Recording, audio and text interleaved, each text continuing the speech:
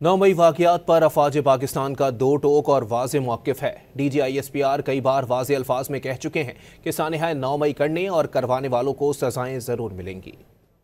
Army जिन अमूर पर बिल्कुल मुत्तफ़िक और क्लियर है वो ये है कि सानहा 9 मई को पाकिस्तान की तारीख में ना भुलाया जाएगा और ना ही मुलव्विस शरपसंद अनासिर, मंसूबा साजों और सहूलतकारों को माफ किया जा सकता है। इस सानहे से जुड़े तमाम मंसूबा साजों और सहूलतकारों के खिलाफ आईने पाकिस्तान और कानून के मुताबिक सजाएं दी जाएंगी, चाहे उनका ताल्लुक किसी भी अदारे, सियासी जमात या मुआशरती हैसियत से क्यों ना हो। 9 मई सिर्फ अफवाज पाकिस्तान का मुकदमा नहीं,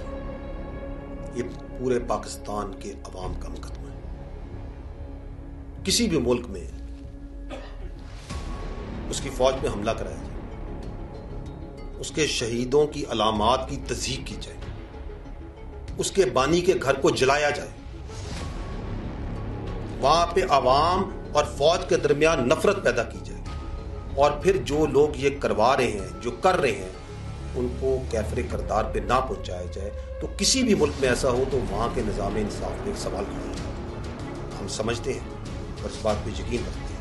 कि अगर पाकिस्तान के निज़ाम इंसाफ पे यकीन कायम रखना है तो 9 मई के जो मुल्जिमान हैं उसको करने वाले और उसको करवाने वाले आईन और कानून के मुताबिक उन्हें सजा देनी पड़ेगी।